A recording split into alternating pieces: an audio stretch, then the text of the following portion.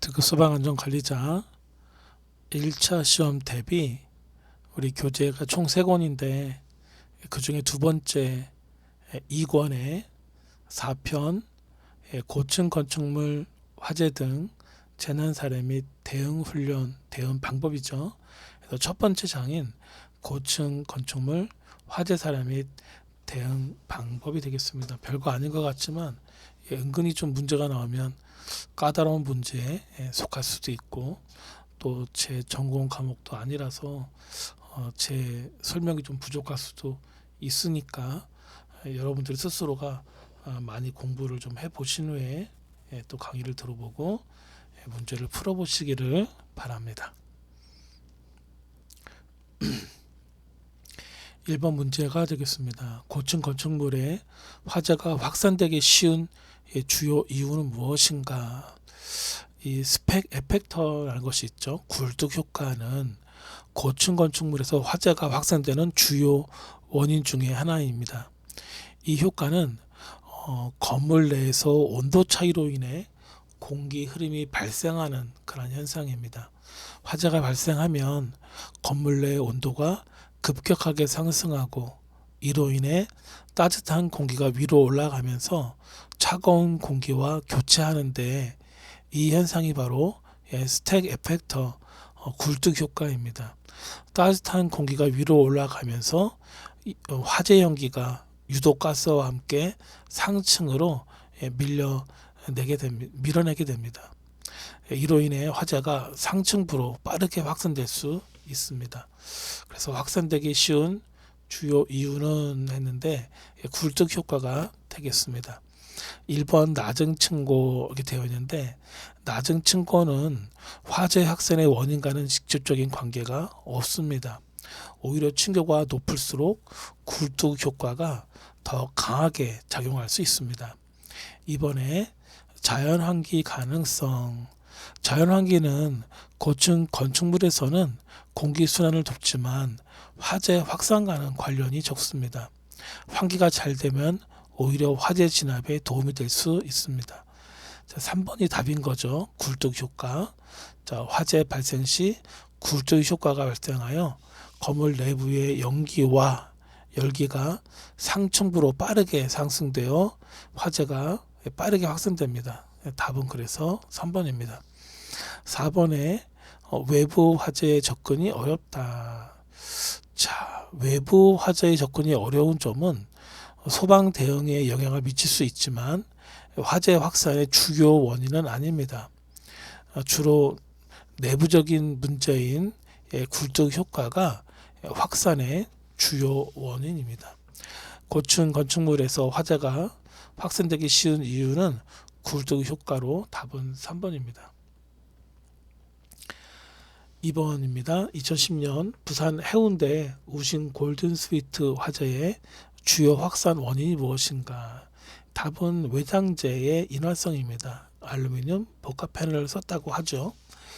자, 2010년 부산 해운대 우신 골든스위트 화재는 외장재로 사용된 알루미늄 복합 패널 때문에 빠르게 확산되었습니다. 이 외장재는 인화성이 매우 높아 불이 붙으면 빠르게 확산되어 특히 고층 건물에서 큰 문제를 일으킬 수 있습니다. 화재가 외장재를 타고 위로 확산되면서 연기와 불꽃이 각 층으로 옮겨가며 빠르게 퍼졌습니다. 알루미늄 복합 패널은 표면에 있는 불에 잘 붙는 물질을 함유하고 있습니다. 폴리에틸렌이라고 하죠. 그래서 화재 확산에 중요한 역할을 했습니다. 이 사고는 건축물 외장재의 안정성에 대한 큰 논란을 일으켰으며 이후 많은 건물에서 외장재의 재질과 안정성에 대한 규제가 강화되었습니다. 자, 1번을 보니까 화재 경보기 오작동 되어 있습니다. 화재 경보기 오작동이 화재 발생 지체의 원인일 수는 있지만 주요 확산 원인은 아닙니다. 실제로 화재가 확산된 주된 원인은 외장재입니다. 자, 이번에 내화 구조의 미비. 내화 구조의 미비가 원인일 수 있지만 화재 확산의 주요 원인은 외장재입니다. 내화 구조가 제대로 설계되지 않았다면 불길을 막는 데 어려움이 있을 수 있지만 이 사건에서 가장 큰 문제는 외장재의 인화성입니다. 3번이 답인 거죠. 외장재의 인화성, 알루미늄 복합 패널을 썼다는 거예요. 이 화재의 주요 확산 원인은 알루미늄 복합 패널의 인화성입니다. 외장재가 불타면서 불이 고층으로 빠르게 확산되었습니다. 이 사건은 외장재의 안정성에 대한 경고로 작용했습니다. 4번에 방화 셔터의 작동 불량이다. 이것도 역시 마찬가지로 화재를 악화시킬 수 있지만 화재 확산의 주된 원인은 외장재의 인화성입니다. 방화 셔터의 문제는 부수적인 요소로 작용할 수 있습니다. 따라서 2010년 부산 해운대 우신 골든 스위트 화재의 주요 확산 원인은 외장재로 사용된 알루미늄 복합 패널의 인화성이 문제가 되는 것입니다. 답은 그래서 3번입니다. 3번 문제를 보면 고층 건축물 화재에서 제한 설비의 주된 기능은 여러 번 얘기했던 것 같은데 연기 제거 및 피난 경로를 확보하는 것입니다. 제한 설비는 고층 건축물에서 화재 발생 시 가장 중요한 역할을 합니다. 그 주요 기능은 연기를 제거하고 피난 경로를 확보하는 것입니다. 제한 설비는 연기나 유독가스를 건물 외부로 배출하여 피난 및 구조 작업을 원활하게 진행할 수 있도록 도와줍니다. 또한 화재가 발생한 구역에서 연기가 피난로를 막지 않도록 하여 피난 경로를 안전하게 유지하는 역할을 합니다. 이 제한 설비의 주요 기능은 두 가지를 크게 말한다면 첫 번째 연기 제거입니다. 화재 발생 시 연기가 건물 내부로 확산되지 않도록 피난로를 통해서 외부로 배출합니다. 두 번째는 피난 경로 확보입니다. 연기가 피난 경로를 차단하지 않도록 하여 피난을 돕는 안전한 환경을 유지합니다. 자, 따라서 4번 그래서 3번인 거죠. 자, 1번을 보니까 온도 상승이라고 되어 있어요. 제한 설비는 온도를 낮추는 기능은 직접적으로 수행하지 않으며 주요 목적은 연기 제거입니다. 온도 상승을 막기 위해서는 스프링클러 등이 필요합니다. 산소 주입 2번입니다. 산소 주입은 제한 설비의 목적이 아니며 오히려 화재 시 산소를 차단하는 것이 중요한 문제입니다. 산소 공급은 화재를 확산시킬 수 있기 때문에 제한 설비에서는 산소 주입을 다루지 않습니다. 답은 그래서 3번입니다. 연기 제거 및 피난 경로 확보. 제한 설비의 주요 기능은 연기 및 유독가스를 제거하고 피난 경로를 확보하는 것입니다. 이는 고층 건축물 화재에서 매우 중요한 역할을 합니다. 4번 물 분사 확대. 물 분사는 주로 스프링클러 시스템이나 물 분무 소화 설비에서 수행하는 역할입니다. 제한 설비는 물을 분사하는 것보다는 연기와 유독가스를 처리하는 데 집중합니다. 고층 건축물 화재에서 제한 설비의 주된 기능은 연기 제거와 피난 경로 확보입니다. 4번 고층 건축물 화재 시 소방대가 직면하는 가장 큰 어려움은 고층부로 진입하는 것이 어렵다는 것이죠. 자, 고층 건축물에서 화재가 발생하는 경우 소방대가 고층부로 진입하는데 많은 어려움을 겪게 됩니다. 고층부에 도달하는 데 시간과 물리적인 제약이 따르며 이로 인해 초기 진화가 늦어지거나 어려움이 발생할 수 있습니다. 높은 건물에는 소방차의 사다리가 충분히 도달하지 않거나 수화 문제로 인해 적절한 소화가 어렵고 연기와 고온으로 인한 피해도 큽니다. 그래서 고층부 진입의 어려움은 소방대가 직면하는 가장 큰 문제 중에 하나입니다. 자, 고층부까지 도달하는 데 시간이 많이 걸리며 소방대 인원이 올라가기가 어렵다는 것. 두 번째로 말씀드리면 수압 부족이나 물탱크 부족으로 화재를 진압하는 데 어려움이 있다는 것. 세 번째는 고층 건물에서는 연기 확산도 빨리 일어나 피난과 진압에 큰 어려움이 있다는 것입니다. 자, 어쨌든 가장 어려운 것은 답은 3번 고층부 진입의 어려움입니다. 1번을 보면 엘리베이터가 부족하다. 소방대가 화재 시 엘리베이터를 사용하지 않도록 규정되어 있기 때문에 엘리베이터 부족이 직접적인 문제는 아닙니다. 소방대는 계단을 이용해 올라가야 합니다. 자, 이번에 보니까 초기 진화 인원 부족. 초기 진화 인원 부족이 인원이 부족할 수 있지만 고층 건축물에서 가장 큰 어려움은 고층부 진입입니다.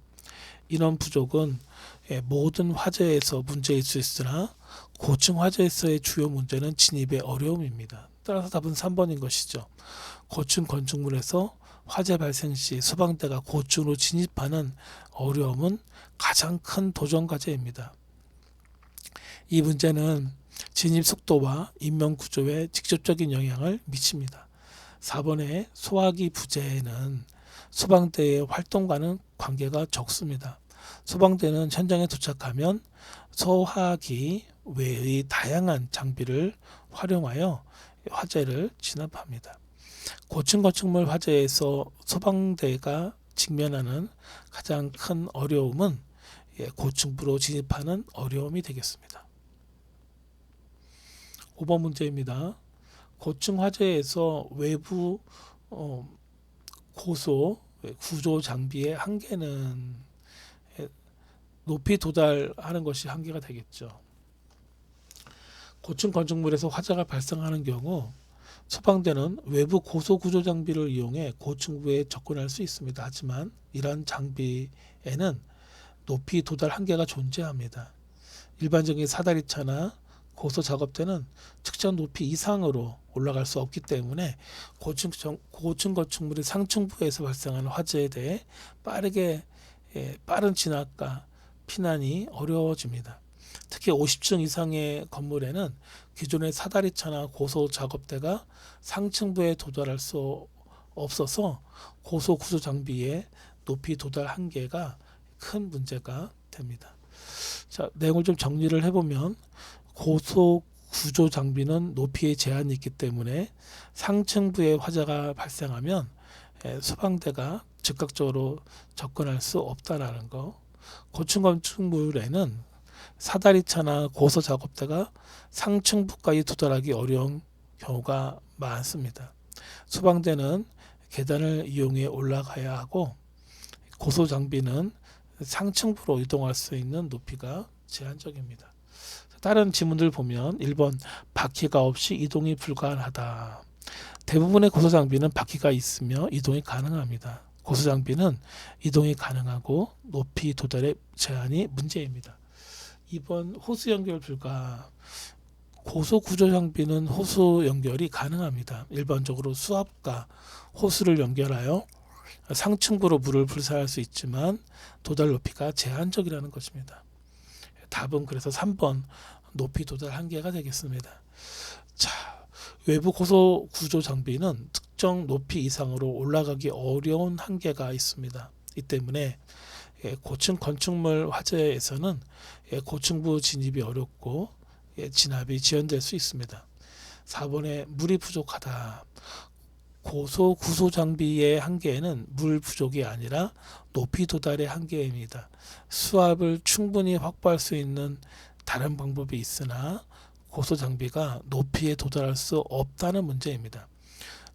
고층 건축물에서 화재가 발생하는 경우 외부 고소 구조 장비의 한계는 높이 도달 한계입니다. 답은 3번입니다. 6번 문제를 보도록 합니다. 고층 건축물의 화재 대응 매뉴얼에서 가장 먼저 고려할 사항은 피난 유도와 인명 구조가 되겠습니다. 고층 건축물에서 화재 발생 시 피난 유도와 인명 구조가 가장 중요한 우선 사항입니다. 따라서 답은 3번입니다. 화재 대응의 첫 번째 목표는 인명 구조와 피난 유도입니다. 고층 건축물은 그 높이와 구조로 인해 화재 발생 시 사람들의 피난 경로 확보와 인명 구조가 매우 중요하며 이를 우선적으로 고려해야 합니다. 자, 피난 유도라는 거, 화재 발생 시 건물 내 사람들에게 피난 경로를 안내하고 비상구나 피난기구를 활용하여 안전하게 대피시켜야 합니다. 자, 인명구조라는 것은 고층부에서 화재가 발생한 경우 소방대원의 신속한 구조가 필수적입니다. 사람들의 생명과 안전을 확보하는 것이 최우선입니다.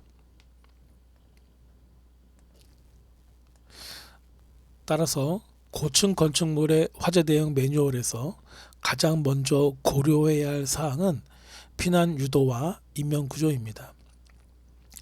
고층 건축물 화재 시 연기와 화염이 빠르게 상층부로 확산될 수 있기 때문에 피난 유도와 구조가 긴급하게 이루어져야 합니다.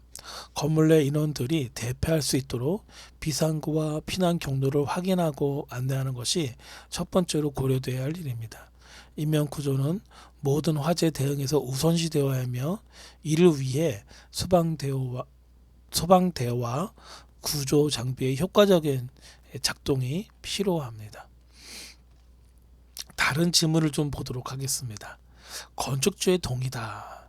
건축주의 동의는 화재 대응 매뉴얼을 작성할 때 고려될 수 있으나 화재 발생 후에는 피난 유도와 인명 구조가 가장 중요합니다. 이번에 화재보험 확인. 화재보험은 건축물 소유자에게 중요한 사항이지만 화재 발생 시 가장 중요한 것은 인명 구조와 피난 유도입니다.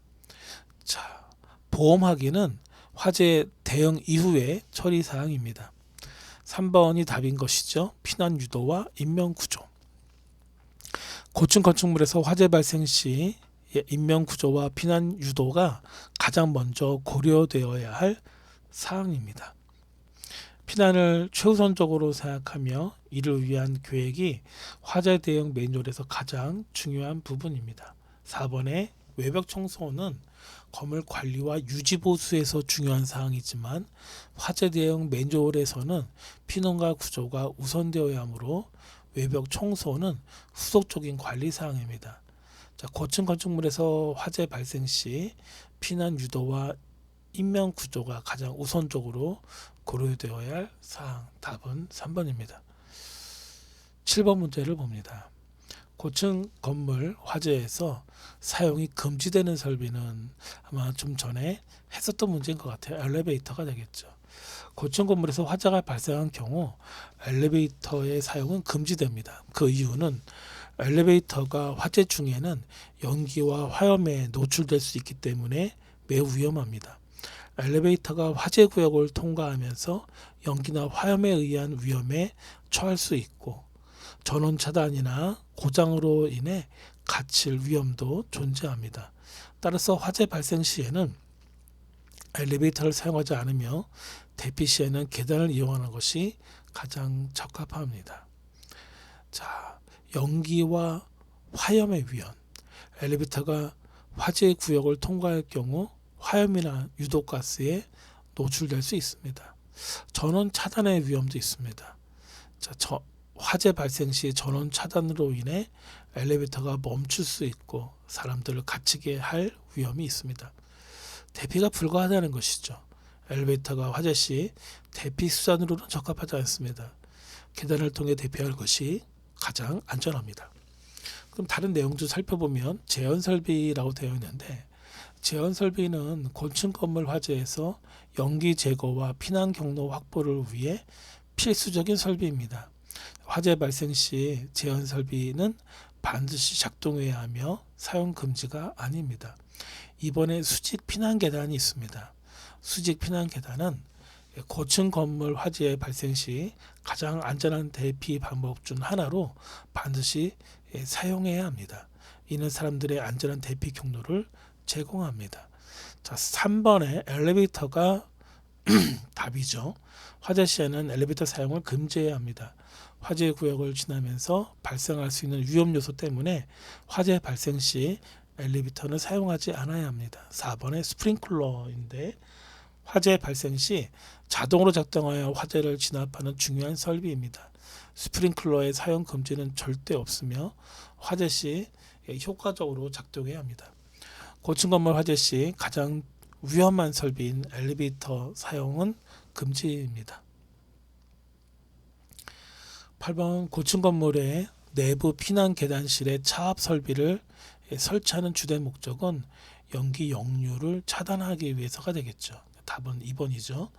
고층 건물의 내부 피난 계단실의 차압 설비를 설치하는 주된 목적은 연기 역류를 차단하기 위해서입니다. 화재 발생 시 피난 계단이 연기에 의해 피해를 최소화하기 위해 내부 피난 계단의 차압을 형성하여 연기가 피난 계단실로 유입되지 않도록 합니다. 이렇게 하면 사람들이 안전하게 대피할 수 있도록 도와줍니다. 차압 설비는 피난 계단과 다른 공간 사이에 압력 차이를 만들어 연기가 피난 계단으로 역습하는 것을 막습니다. 이를 통해 피난 계단 내에서 안전한 대피가 가능해집니다. 자, 이것은 이제 주요 이유가 있는데 차압 설비를 설치한 주요 이유죠. 첫 번째를 본다면 연기 역류 차단이 되겠죠. 피난 계단의 차압을 형성해 연기가 그 속으로 유입되지 않도록 하는 것이 주된 목적인 것이죠. 이로 인해 화재 발생 시 피난을 위한 안전 공간이 확보됩니다. 두 번째는 이 차압 설비 설치하는 두 번째는 피난 경로 확보입니다. 자, 차압 설비를 통해 피난 계단을 안전하게 유지하여 대피자들이 화재로부터 안전하게 대피할 수 있도록 돕습니다. 자, 차압 설비 설치 목적 세 번째는 화재 진압에 기여한다. 연기나 유독가스가 피난 계단으로 침투하지 않도록 막아주므로 피난 대원들이 안전하게 작업할 수 있는 환경을 제공합니다. 자, 우리 다른 질문 좀 볼게요. 1번에 보니까 공기 유입되어 있나요? 공기를 유입하는 것이 주된 목적이 아닌 것이죠. 차압 설비는 주로 연기 차단을 목표로 하며 공기 유입은 상대적으로 중요하지 않습니다. 답은 그래서 2번인 거죠. 연기 역류 차단. 차압 설비의 주된 목적은 피난 계단으로의 연기 역류를 차단하는 것입니다. 이를 통해 대피자들을 보호할 수 있습니다. 3번에 불씨 배출이 있습니다. 차압 설비는 불씨 배출과는 관련이 없죠. 주로 연기와 가스를 차단하는 데 초점이 맞춰 있습니다. 음압 조성이 있네요. 음악을 조성하는 것이 아니라 차압을 통해 연기 차단을 목적으로 합니다. 음압과 차압은 비슷하게 들 수 있지만 차압 설비는 주로 연기를 막기 위한 그런 장치입니다. 자, 고층 건축물 내에 피난 계단실에 차압 설비를 설치하는 주도 목적은 2번 연기 역류를 차단하는 것입니다. 9번 문제를 봅니다. 고층 화재 대응 시 스프링클러의 장점으로 옳지 않은 것은 감지기 역할을 대체한다. 이 내용이 틀린 내용이죠. 스프링클러는 화재 발생 초기 단계에서 효과적으로 화재를 진압할 수 있는 중요한 소방 설비입니다. 그러나 스프링클러는 감지기 역할을 대체할 수 없습니다. 감지기는 화재 발생을 신속하게 감지하고 이를 경보 시스템과 연계하여 사람들에게 화재 사실을 알리는 데 주로 사용됩니다. 반면 스프링클러는 화재가 발생한 후 물을 분사하여 진압하는 역할을 합니다. 따라서 스프링클러는 화재 감지와 초기 대응을 위한 필수 설비이지만 감지기 역할을 대처하는 기능은 없습니다. 자, 1번에 보니까 초기 화재 진압 가능. 스프링클러는 화재가 발생하면 자동으로 물을 분사하여 초기 화재 진압에 효과적입니다. 이는 고층 건물에서 화재가 확산되기 전에 초기 진화를 가능하게 합니다. 이번에 자동 작동 있죠. 스프링클러는 자동 작동 시스템으로 화재 발생 시 사람이 개입하지 않아도 자동으로 작동하여 화재를 진압할 수 있습니다. 이는 매우 중요한 장점 중에 하나입니다. 3번에 보니까 감지기 역할 대체, 이게 이제 옳지 않은 것이 되는 것이죠. 스프링클러는 감지기 역할을 대체하지 않습니다. 감지기는 화재를 조기에 감지하여 경보를 발령하고 대피를 유도하는 역할을 합니다. 스프링클러는 화재가 발생한 후 진압하는 기능을 합니다. 4번에 고층 전체 화재 방지. 스프링클러는 고층 건물에도 마찬가지입니다. 아주 효과적입니다. 화재가 발생한 층뿐 아니라 다른 층으로의 화재 확산을 방지하는 데 큰 도움을 줍니다. 고층 건물에서 스프링클러는 전체적인 화재 방지에 중요한 역할을 합니다.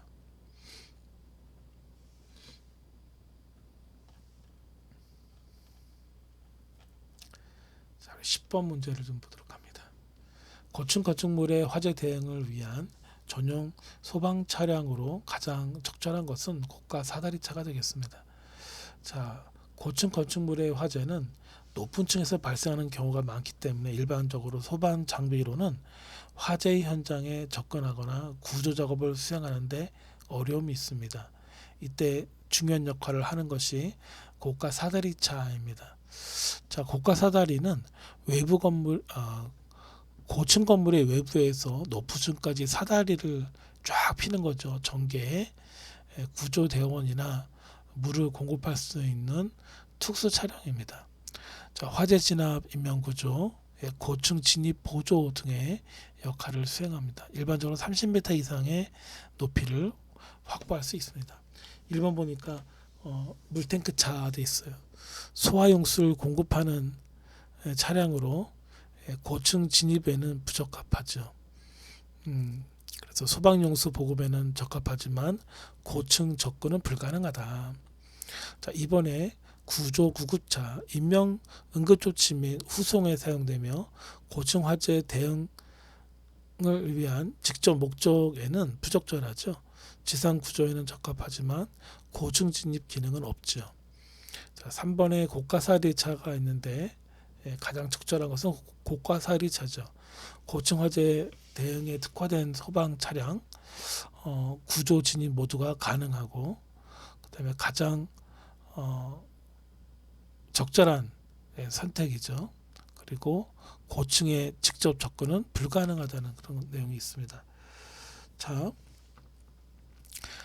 고층 건물 화재 대응에는 고층 건물과 인명 구조가 핵심입니다. 따라서 고가 사다리차는 고층부까지 물과 소방 대원이 직접 접근 가능하게 해주는 유일한 차량으로 가장 적합합니다.